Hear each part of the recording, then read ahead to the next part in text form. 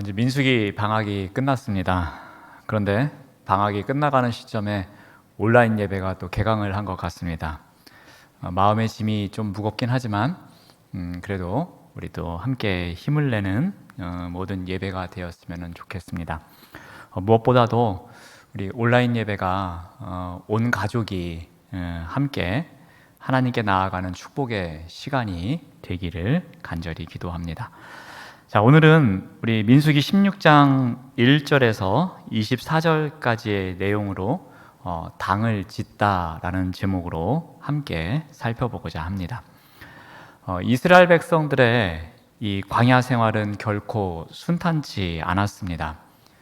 이 하나님의 거룩한 백성으로 훈련받는 이 여정은 크고 작은 다양한 사건 사고의 연속이었습니다. 그 가운데 하나가 끊임없이 리더십에 대한 도전이고 리더십에 대한 반란이었습니다.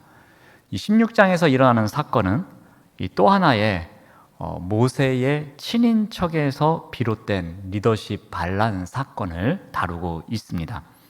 자, 어떤 친척에 의해서 일어난 일인지 한번 이 레위의 족보를 통해서 한번 살펴보겠습니다. 우리 레위의 족보를 한번 보여주시면, 네. 우리 이제 레위의 세 아들이 있죠. 게르손과 고핫과 이 무라리입니다. 그 중에 이 고핫이라는 아들에게 아므람과 이스할이라는 아들이 있는데요. 이 아므람에게서 우리가 잘 알고 있는 이 아론과 모세가 나오게 됩니다. 그리고 이 고핫의 또 한 아들 가운데 이스할의 아들에게서 이 아들이 이 고라입니다. 자, 그렇다면 이 모세와 고라의 관계는 어떻게 되죠? 사촌지간입니다. 그러니까 이번에 반란은 이 사촌이 주도해서 일으킨 반란으로 보시면 될 것 같습니다. 자, 이 고라가 크게 두 가지 불만이 있었습니다. 그 첫 번째 불만은 이 종교 지도자에 대한 불만이었습니다. 그러니까 고라는 아무리 레위인이고 고핫의 자손이더라도 제사장이 될 수가 없습니다. 제사장은 오직 이 아론과 아론의 아들들만이 차지할 수 있는 자리였습니다. 그러므로 고라는 아무리 똑똑하고 재능이 있더라도 이 제사장의 자리에 올라갈 수 없고 오직 성막을 헐거나 성막을 세우거나 성막을 옮길 때에 하나님의 궤를 옮기는 일, 그 일만 감당해야 했습니다. 무슨 일이 있어도 제사를 집행할 수 없는 상황이었습니다. 이게 첫 번째 불만이었습니다. 또 두 번째 불만은 이 정치 지도자에 대한 불만이었습니다. 이 고라는 자신이 고핫 가문의 우두머리가 되기를 원했던 것 같습니다. 이 고핫의 아들들 중에서는 다시 한번 족보를 보여주시면 아므람의 계보에서 이 종교 지도자인 아론이 나오고 민족의 지도자인 모세가 나왔습니다. 자, 그렇다면 그 다음 서열에 의해서 고핫 자손의 지도자는 이스할의 아들인 고라가 되어야만 하는 것이었습니다. 그런데 우리 민수기 3장 30절을 보시면은 저 족보에서 우리 고핫의 네 번째 아들이 우시엘입니다. 이 우시엘이 낳은 아들 가운데 이 엘사반이라고 있습니다. 이 엘사반이 민수기 3장 30절에 고핫 자손의 우두머리가 되었다라고 기록하고 있습니다. 그러니까 고라는 이 두 분야에서 지도자가 못 되는 거예요. 종교 지도자인 제사장의 자리에도 못 올라가고 이 정치 지도자인 이 고핫 자손의 그 우두머리 자리에도 올라가지 못하게 된 것입니다. 자, 그래서 고라는 이제 족보 그만 보여주셔도 됩니다. 네. 그래서 이제 고라는 이 맡겨진 직무에 불만을 갖기 시작합니다. 아론 가문의 제사장직이 욕심이 나기도 합니다. 그리고 좀 족장의 자리에, 우두머리의 자리에 올라가고 싶은 욕심도 생겼던 것 같습니다. 그래서 그는 그 불만을 품고 들고 일어납니다. 반란을 일으키게 됩니다. 오늘 본문이 그렇게 시작됩니다. 민수기 16장 1절에서 2절은 이렇게 이야기를 합니다. 레위의 증손 고핫입니다. 이 고핫의 아들 가운데 고라가 있는데, 이 고라가 르우벤 자손 가운데 엘리압의 아들인 다단과 아비람과 벨렛의 아들인 온이라는 사람하고 당을 짓습니다. 그래서 이스라엘 자손 총회에서 택함을 받은 자, 곧 회중 가운데에서 이름 있는 지휘관 250명과 함께 일어나서 모세를 거스릅니다. 고라가 한 행동이 두 가지가 있습니다. 그게 무엇이냐면, 첫 번째 행동은 당을 짓는 것이었습니다. 그리고 두 번째는 거스르는 행동이었습니다. 이 당을 짓는다라는 것의 원래 의미는 붙들다입니다. 그러니까 사람들을 붙들어서 나의 세력으로 만드는 것이 당을 짓는 것입니다. 그리고 리더에게 어떻게 합니까? 리더인 모세를 거스렀다라고 합니다. 즉 순종하지 아니하였다라고 합니다. 자, 그런데 이런 행동이 과연 무엇을 의미할까라는 거죠. 당을 지어서 자기가 좋아하는 사람들만 붙들어가지고 그들로 하여금 하나의 세력을 만들고 그들과 함께 리더에게 순종하지 않은 것, 이것이 과연 무엇을 의미하는가입니다. 이 레위인은 원래 성막에서 봉사하는 일을 했습니다. 그리고 이 백성들을 대신해서 이 제사를 섬기는 일을 맡게 됩니다. 근데 이것은 어찌 보면 그들만 할 수 있는 특권이었습니다. 그러면서 그들에게 주어진 책임입니다. 그러니까 레위인이 누릴 수 있는 최고의 특권이라고 할 수 있습니다. 그런데 이들의 그 특권으로서 효력이 있으려면은 그 섬김의 자리에 있어야만 하는 것입니다. 그런데 그들은 섬김의 자리에 있으려고 하지 않고 오히려 사람들을 섬기게 만들려는, 군림하는 자리에 가고 싶은 것이었습니다. 그러니까 이들이 기획한 이 반란은 어찌 보면 모세나 아론이나 자신들이 차지하지 못한 것에 대한 반론일 수도 있지만 그들을 세우신 하나님에 대한 반역이기도 합니다. 그러니까 고라가 당을 짓고 그리고 모세를 거스리는 행위는 한 걸음 나아가면은 하나님에 대한 반역이라고 볼 수 있습니다. 이러한 반역에 함께한 사람들이 있었는데 조금 전에 우리가 읽은 것처럼 이 르우벤 지파의 사람들이었습니다. 이 르우벤 지파의 나단과 아비람이 반란에 합류한 이유가 있습니다. 이 이유에 대해서 학자들이 대개 이 두 가지 정도를 이야기를 합니다. 르우벤 또한 이스라엘 지파 가운데서 장자였습니다. 근데 르우벤이 실수로 죄를 짓습니다. 고의로 죄를 짓든 죄를 지었습니다. 근데 그 후부터 르우벤 자손은 이 이스라엘 안에서의 지도력에 있어서 소외가 됩니다. 그리고 12지파의 이 공동체의 리더는 유다 지파에게로 넘어가게 됩니다.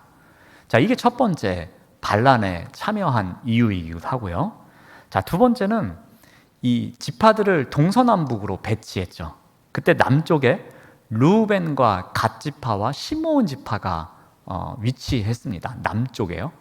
근데 이 레위 지파도 영역을 나누어서 배치를 합니다. 그때 이 세 가문 중에 남쪽에 위치하게 된 사람들이 이 고핫입니다.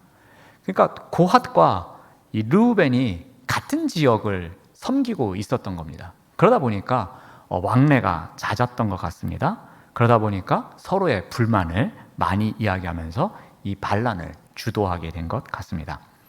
이 주동자들과 함께 또 다른 한 250명의 이름 있는 장교들, 영향력 있는 지휘관들이 이 반란에 가담을 하게 됩니다. 자, 그렇다면 이 고라와 그의 일당들이 우리가 왜 반란을 일으켰는지 이 반란에 대한 정당성을 피력해야 합니다. 즉 반란의 명분이 필요합니다. 그 반란의 명분이 무엇인지 우리 민수기 16장 3절에서 이렇게 이야기를 합니다. 3절 말씀을 보시면 그들이 모여서 모세와 아론에게 말을 합니다. 너희가 분수에 지나도다 라고 말합니다. 이 분수에 지나도다 라고 말하는 것은 무엇입니까? 너희들이 지금 제사장직도 그렇고 정치적인 지도자도 그렇고 다 차지하고 있는데 이 일은 분수에 지나는 일이야. 즉 너희들은 자격이 안 되는데 그 자리에 있는 거야 라고 말을 합니다. 그러니까 이들이 반란을 일으킨 명분은 지금 지도자의 자리에 앉아 있는 사람들이 자격이 없다라고 외치고 있는 것입니다. 어찌 보면 옳은 소리일 수도 있습니다. 그렇지만 아론과 모세는 자신들이 이 자리에 나아가겠다고 해서 된 일이 아닙니다. 이들의 세워진 일은 하나님께서 하신 일입니다. 그러므로 이 반란을 일으킨 사람들이 아론과 모세가 자격이 없다라고 말하는 것은 하나님께서 세워놓으신 질서에 도전하는 일이었습니다. 하나님께서 제정하신 성전 제도와 그 성전에서 이루어질 일에 대한 어찌 보면은 그 모함이자 반란을 일으킨 거라고 볼 수가 있습니다. 하나님이 친히 택한 이 아론 가문이 아닌 다른 가문에서는 이 제사장 역할을 감당할 수가 없었습니다. 또 모세 또한 하나님께서 예비하시고 임명하신 행정 수반이었습니다. 그러므로 이 모세와 아론이 자격이 없다라고, 너희들이 분수에 지나도다라고 말하는 것은 하나님의 권위에 대한 반기를 드는 것이라고 볼 수 있습니다. 이들은 이야기합니다. 너희들이 분수에 지나는 직책을 감당하고 있으니까 우리 그 자리를 나누어서 공유하자라고 말을 하고 있는 것입니다. 아론이 행사하는 제사장직, 그 일도 우리와 함께 공유하자라고 말합니다. 하나님께서 주신 질서를 무시하고 기계적인 평등주의를 이야기하고 있는 것입니다. 이렇게 보면은 옳은 이야기 같지만 이들의 뒤에 보면은 탐욕과 권력에 대한 탐심이 숨겨져 있음을 우리가 알 수 있습니다. 바로 이러한 마음이 이들이 당을 짓게 하고 리더에 대해서 순종하지 않는 자리에 나아가게 만든 것이었습니다. 자, 이러한 반란에 대해서 모세는 이제 어떻게 합니까? 모세는 자기 손으로 무력을 사용해서 그들을 제압하지 않습니다. 이 모든 것을 하나님의 판단에 맡기게 됩니다. 우리 민수기 16장 4절 말씀을 봅니다. 모세가 듣고 엎드렸다가 라고 합니다. 모세는 이 반역하는 사람들의 아우성을 듣고서 땅에 엎드립니다. 그들의 비난에 대해서 하나하나 대응하지 않습니다. 그는 그냥 하나님께 엎드리면서 나아갑니다. 백성을 상대하기보다는, 반란을 일으킨 사람들을 대적하기보다는 먼저 하나님을 찾게 됩니다. 그는 스스로 권위를 지키려고 하지 않고 이것을 하나님께서 판단해 주십시오 라면서 하나님께 맡기며 나아갑니다. 아마도 모세가 멋진 지도자라고 말하는 것은 바로 이런 부분이 많았기 때문인 것 같기도 합니다. 자, 이것은 앞서 일어났던 한 사건을 또 상기케 합니다. 우리 민수기 14장 4절에서 5절에 이런 일이 있었습니다. 이에 서로 말하되 우리가 한 지휘관을 세우고 애굽으로 돌아가자 하매 모세와 아론이 이스라엘 자손의 온 회중 앞에서 엎드린지라. 민수기 14장은 정탐꾼을 보냈고 그 정탐꾼의 보고를 들은 이후에 백성들의 반응을 나타내는 부분입니다. 이때 한 지휘관을 세우고 애굽으로 돌아가자라고 사람들이 이야기를 합니다. 즉 리더십에 대해서 반기를 드는 일종의 반역 사건입니다. 정탐꾼들과 백성들의 행동에 대해서 모세가 분노합니다. 그런데 모세는 어떻게 합니까? 무력으로 그들을 진압한다거나 그들에게 감정적으로 대응하지 않습니다. 그는 하나님을 찾아갑니다. 이와 같은 일이 16장에서 또 일어난 것입니다. 또다시 분노한 모세는 하나님의 직접적인 결정에 이 일을 맡기게 됩니다. 우리 5절 말씀을 봅니다.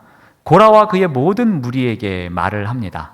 아침에 여호와께서 자기에게 속한 자가 누구인지 거룩한 자가 누구인지 보이시고 그 사람을 자기에게 가까이 나아오게 하시되 곧 그 택하신 자를 자기에게 가까이 나아오게 하시리니라고 말합니다. 즉 다음 날에 고라 일당과 아론이 각자 향로를 준비해서 하나님 앞에 나아오는 일을 해보자라는 겁니다. 그래서 그때에 누구의 것을 하나님이 받으시는지 보자라는 것입니다. 누가 여호와께 속한 자인지 누가 거룩한 자인지를 하나님께서 판단해 주시기를 바라보자라고 이야기를 합니다. 자, 이렇게 제안을 하면서 모세는 그들을 향해서 일침을 가합니다. 7절 말씀을 보시면 레위 자손들아 너희가 너무 분수에 지나치느니라 합니다. 모세가 제가 보기에는 참다가 기도하다가 도저히 억울해서 못 살았던 것 같습니다. 그래서 마지막으로 한마디 던진 것 같습니다. 근데 그 던진 말이 어떤 말입니까? 자기가 들은 말이죠. 앞에서 야 모세야 아론아 너희들이 담당하는 이 직분은 너희들 분수에 지나치지 않니? 라고 이야기한 것을 그대로 다시 돌려줍니다. 그래서 7절 말씀에 너희가 너무 분수에 지나치지 않느냐라고 되돌려 줍니다. 자, 그 이유를 9절에서 이렇게 이야기를 합니다. 이스라엘의 하나님이 이스라엘 회중에서 너희를 구별하여 자기에게 가까이 하게 하사 여호와의 성막에서 봉사하게 하시며 회중 앞에 서서 그들을 대신하여 섬기게 하심이 너희에게 작은 일이겠느냐라고 합니다. 즉 그들이 레위 지파로 부름을 받고 그 안에서 성막에서 봉사를 하게 하고 사람들이 제사를 드리기 위해서 가져오는 제물이 있으면 그것을 대신해서 섬길 수 있는 역할을 맡고 있는데 그 일이 과연 작은 일이냐라고 반문하는 것입니다. 그러면서 너희들이 지금 분수에 지나친 일을 하고 있다라고 일침을 가하고 있습니다. 고핫 자손에게 성막에서 섬길 수 있는 기회를 주신 것, 이것이 얼마나 큰 은혜인데 그 은혜를 하찮게 여기느냐, 그렇게 말하고 있는 것입니다. 자, 이제 모세는 고라와 그 일당을 꾸짖은 이후에 이제 르우벤 지파의 다단과 아비람을 불러서 그들과 논쟁을 하고자 합니다. 그래서 소환장을 보냅니다. 너희들 좀 나한테 좀 오라고 합니다. 그런데 16장 12절 말씀을 보니까 모세가 엘리압의 아들 다단과 아비람을 부르러 사람을 보냅니다. 그런데 그들이 어떻게 합니까? 우리는 올라가지 않겠습니다 라고 합니다. 모세가 사람을 보내서 그들을 소환했지만 이들은 불참을 통보하고 있습니다. 그러면서 이들은 모세를 아주 거세게 비난합니다. 그들이 비난하는 것은 크게 두 가지입니다. 첫 번째는 적과 꿀이 흐르는 땅이 과연 있기는 한 것이냐라는 뉘앙스로 거세게 비난을 합니다. 우리 16장 13절 말씀을 봅니다. 내가 우리를 젖과 꿀이 흐르는 땅에서 이끌어내어 광야에서 죽이려 함이 어찌 작은 일이기에 오히려 스스로 우리 위에 왕이 되려 하느냐라고 합니다. 자, 그들은 모세가 오히려 젖과 꿀이 흐르는 땅에서 우리를 이끌고 왔다라고 합니다. 그래서 이 광야에서 죽이려고 하고 있다라고 합니다. 이 발언은 모세와 하나님에 대한 강한 모독이자 불신을 나타냅니다. 왜 그런가 하면요, 젖과 꿀이 흐르는 땅은 누가 쓴 표현이죠? 하나님께서 쓰신 표현입니다. 젖과 꿀이 흐르는 땅으로 이 백성을 인도하시겠다고 약속한 표현입니다. 그러면 이 젖과 꿀이 흐르는 땅은 가나안 땅을 일컫는 표현이어야 합니다. 그런데 이 반란을 일으킨 사람들이 무엇이라고 이야기합니까? 내가 지금 우리를 젖과 꿀이 흐르는 땅으로 인도한다고 여기까지 데리고 왔는데 우리가 보기에는 젖과 꿀이 흐르는 땅이 바로 애굽이라고 이야기를 하는 것입니다. 하나님과 그를 이끌어가는 모세는 젖과 꿀이 흐르는 땅이 가나안이라고, 그리고 우리가 지금 그 땅으로 가고 있노라라고 이야기를 했지만 이 반란을 일으킨 자들은 오히려 젖과 꿀이 흐르는 땅이 우리가 살던 곳이라고 이야기를 합니다. 노골적인 반감의 표시이고 거세게 모세를 비난하고 있는 표현입니다. 자, 두 번째 모세를 향한 비난은 모세는 무능한 리더이다라는 것입니다. 우리 16장 14절 말씀을 봅니다. 이뿐 아니다. 내가 우리를 적과 꿀이 흐르는 땅으로 인도하여 드리지도 아니하고 밭도 포도원도 우리에게 기업으로 주지 아니하고 내가 이 사람들의 눈을 빼려느냐? 우리는 올라가지 아니하겠다라고 합니다. 지금 광야에 있는 백성들은 빈손처럼 보여집니다. 아무것도 갖고 있지 못하다라고 이야기를 합니다. 우리를 이렇게 만든 것은 리더인 당신이 무능하기 때문이라고 말합니다. 그래서 첫 번째로 우리가 가고자 하는 곳으로 인도하지 아니하였다라고 합니다. 리더로서 역량이 부족하기 때문에 우리가 나아가야 할 곳으로 인도하지 못하고 있다라는 것입니다. 그리고 두 번째는 우리를 빈손으로 그대로 놔뒀다라는 거예요. 그래서 우리에겐 기업이 아무것도 없다라는 겁니다. 우리에겐 지금까지 애굽에 있을 때보다 성장한 것이 없다라고 거세게 비난을 하고 있습니다. 세 번째는 어떻게 합니까? 오히려 내가 사람들의 눈을 빼고 있다라고 합니다. 즉, 이 말은 무엇입니까? 속임수나 뇌물을 써서 눈을 멀게 만들었다라는 겁니다.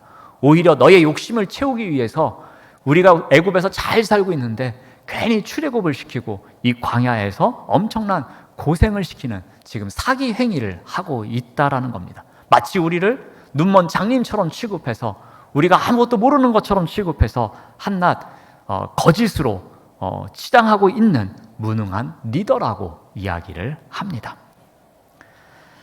다단과 아비람은 이 출애굽을 적과 꿀이 흐르는 애굽 땅에서 고생과 죽음의 땅 광야로 인도한 모세의 속임수라고 비난을 합니다. 너는 무능한 리더야 라고 말하고 있습니다. 그들은 권력욕에 눈이 멀었습니다. 그래서 과거의 은혜도 잊어버린 채 출애굽 사건에 대한 은혜도 망각한 채 오히려 그 은혜가 잘못된 것이라고 저주하고 있습니다. 그들은 탐욕에 눈이 멀어서 지도자와 하나님에 대한 신뢰를 추락시키고 있는 것입니다. 자, 이에 대해서 모세는 또다시 분노합니다. 우리 16장 15절 말씀을 봅니다. 모세가 심히 분노합니다. 그래서 나는 이렇게 하지 아니하였고 이렇게 하지도 아니하였노라 라고 자신의 결백을 주장합니다. 그러면서 모세는 다시 한번 이 최종 판결을 누구에게 맡깁니까? 하나님께 맡깁니다. 그래서 모세는 반역자들과의 쟁론을 벌인 뒤에 다시 한번 그 다음 날에 있을 그 분향을 통한 제의적 대결을 다시 한번 이야기합니다. 그 내용이 우리 16장 16절에서 17절에 나옵니다. 이에 모세가 고라에게 말을 합니다. 너와 너의 온 무리는 아론과 함께 내일 여호와 앞으로 나아오되 너희는 제각기 향로를 들고 그 위에 향을 얹고 각 사람이 그 향로를 여호와 앞으로 가져오라. 향로는 모두 250개라. 너와 아론도 각각 향로를 가지고 올지니라 합니다. 모세는 난국을 타개하기 위해서 이 향로를 회막 앞에 갖다 놓고 하나님의 최종 확증을 받으려고 합니다. 거짓된 권위는 이 참빛 앞에서 밝히 드러날 것이라는 확신을 갖고 있었기 때문입니다. 자, 드디어 결전의 날이 됩니다. 자, 모세는 고라와 다른 250인의 지도자들에게 자기 향로를 각각 갖고 나아오라고 합니다. 그리고 아론에게도 향로를 갖고 오라고 합니다. 우리 18절 말씀을 봅니다. 자, 그들이 제각기 향로를 가져다가 불을 담고 향을 그 위에 얹고 모세와 아론과 더불어 회막 앞에 섰습니다. 자, 고라를 따르는 250여 명의 사람들 제각각 향로와 불을 담아서 회막문 앞으로 나옵니다. 이 불은 원래는 제사장만 다룰 수 있는 불이었죠. 그리고 이전에 다른 불을 제사한 아론의 두 아들이 죽은 사건도 있었습니다. 자, 그런데도 각자 향로를 들고 회막문 앞으로 나오게 됩니다. 자, 이때에 이 고라와 그 사람들은 무엇을 합니까? 어떻게 합니까? 우리 19절 말씀을 봅니다. 고라가 온 회중을 회막문에 모아놓고 그 두 사람을 대적하려 하매 여호와의 영광이 온 회중에게 나타나니라. 자, 고라는 회중이 다 모여 있는 곳에 섰습니다. 그리고 하나님이 세우신 지도자 모세와 아론을 대적하기 시작합니다. 고라는 어찌 보면 주변에 자신을 지지하는 사람들이 많이 있음을 눈으로 보았을 겁니다. 250명과 그 많은 회중들이 자신을 지지하는 것을 본 듯합니다. 어찌 보면 자신감도 생겼을 것입니다. 의기양양해졌을 것입니다. 근데 상대편은 딱 2명입니다. 그러니 얼마나 힘이 나고 더 강도 높은 비난을 쏟아냈겠습니까? 그런데 이 장면을 이렇게 머릿속으로 그려보면 한편으로는 마음이 좀 아픕니다. 이스라엘 백성들은 한마음 한뜻이 되어서 적과 꿀이 흐르는 땅, 가나안 땅으로 향하여 나아가야 하는 순간이었습니다. 그 일을 위해서, 그 비전을 위해서 광야에서의 거룩한 백성으로서 훈련받는 이 여정을 성실하게 살아내야 하는 때였습니다. 그런데 한 공동체 안에서 당을 짓는 사람들이 생겨난 것입니다. 그것도 사촌이 주동이 되어서 이 일을 하고 있는 것입니다. 그리고 당을 짓는 사람들이 어떻게 합니까? 지금 마지막 대결이 이루어지는 이 순간에도 계속해서 비난의 말을 쏟아내고 있는 것입니다. 온갖 저주의 말을 퍼붓습니다. 성경에는 기록하진 않지만 온갖 야유와 욕설을 퍼부었을 것 같습니다. 상황이 점점 우세하다고 생각해서 더욱 거세게 몰아붙이는 모습도 보여집니다. 그런데 이 모습은 하나님의 백성들이 살아가고 있는 온전한 공동체의 모습은 아닙니다. 공동체 안에서 당이 지어지고 그 당 짓는 것으로 인해서 서로가 비난하는 그 모습은 온전한 하나님 나라의 모습은 아닌 것 같습니다. 그래서 이 모습을 그려보면 마음이 아픕니다. 그런데 바로 그때에 하나님께서 온 회중에게 나타나십니다. 어찌 보면 역전이 일어나는 타이밍처럼 보여집니다. 숫자의 열쇠를 뒤집는 것 같기도 합니다. 분위기가 반전이 될 것을 복선으로 보여주기도 합니다. 곧이어서 하나님의 심판이 선포됩니다. 21절 말씀을 보면 너희는 이 회중에게서 떠나라. 내가 순식간에 그들을 멸하러 하노라 합니다. 하나님께서는 회중 전체를 또 멸하시겠다라고 합니다. 우리가 몇 번 살펴본 레파토리 중에 하나입니다. 백성들이 죄를 짓습니다. 또는 반란을 일으킵니다. 또는 하나님께 불순종합니다. 그럼 하나님이 그 사건에 개입하십니다. 하나님은 다 진멸하겠다고 하십니다. 그러면 남아있는 레파토리는 뭐죠? 모세가 나섭니다. 모세가 어떻게 해요? 기도의 자리에 나아가서 이 일을 해결합니다. 출애굽기 32장에도 그랬고요. 우리가 민수기 강의하는 14장에서도 이런 비슷한 일이 있었고 그 자리에 모세가 나타나서 중보의 기도를 하는 장면을 우리가 살펴보았습니다. 또다시 백성들이 진멸을 당할 심각한 상황에 놓여졌습니다. 그런데 이 백성들을 위해서 모세는 어떻게 합니까? 우리 16장 22절 말씀을 봅니다. 그 두 사람이 엎드립니다. 또 모세는 하나님 앞에 엎드립니다. 우리 16장 22절은 엎드리다 라는 단어를 2번 반복합니다. 모세와 아론이 엎드리고 또 모세가 하나님 앞에 엎드리고 있음을 이야기합니다. 하나님께서는 당을 짓고 서로 비난하고 있고 불순종하고 있는 이 백성들을 심판하겠다라고 말씀하시지만 온갖 비난을 받음에도 불구하고 대적자임에도 불구하고 모세는 그들을 살리기 위해서 백성들을 살려내기 위해서 멸망으로 가는 것을 막기 위해서 그는 또 하나님 앞에 엎드리는 자리로 나아갑니다. 코로나19 때문에 많은 사람들이 고통을 받고 있습니다. 50일 넘는 장마가 이어지기도 했습니다. 그리고 또 태풍이 오기도 했습니다. 또 현재 한반도로 동쪽이지만 태풍이 지나가려고 합니다. 또 다른 태풍이 오키나와 해변에서 또 올라오고 있습니다. 많은 소상공인들과 자영업자들이 폐업을 해야 되는지 말아야 되는지 고민하고 눈물을 흘리고 있는 시대이기도 합니다. 그런데 무엇보다도 마음을 더욱 아프게 하는 것이 있습니다. 그것이 무엇인가 하면 코로나19 때문에 당을 짓고 있는 현실입니다. 바이러스를 이겨내기 위해서 함께 마음을 모아야 하는 때인데 오히려 바이러스 때문에 이쪽과 저쪽이 나뉘어져 있습니다. 그리고 서로를 향해서 온갖 비난을 쏟아내고 있습니다. 인터넷에 뉴스를 이렇게 기사를 접하다가 댓글을 몇 개 읽어보면 정말 가관이 아닙니다. 그 글을 읽어보면 어떻게 이런 비난의 글을 쓸 수 있을까? 아무리 상대방이 미워도 어떻게 이렇게 할 수 있을까 하면서 마음이 아플 때가 많이 있습니다.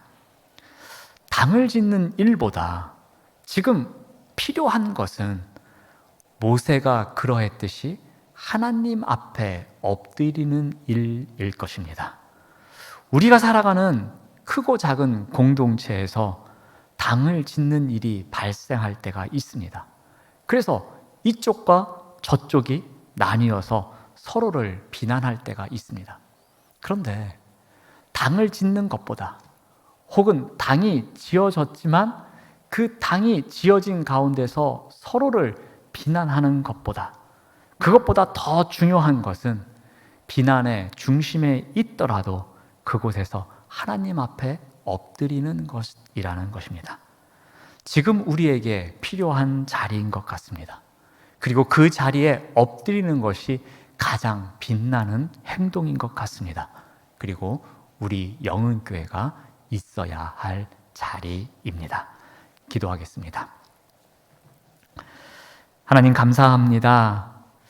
당을 짓는 시대에 서로가 수없는 비난으로 오고 가는 때이기도 합니다. 이러한 때에 무엇보다도 우리가 먼저 하나님 앞에 엎드리는 삶을 살아갈 수 있도록 인도하여 주시옵소서. 예수님의 이름으로 기도드립니다. 아멘.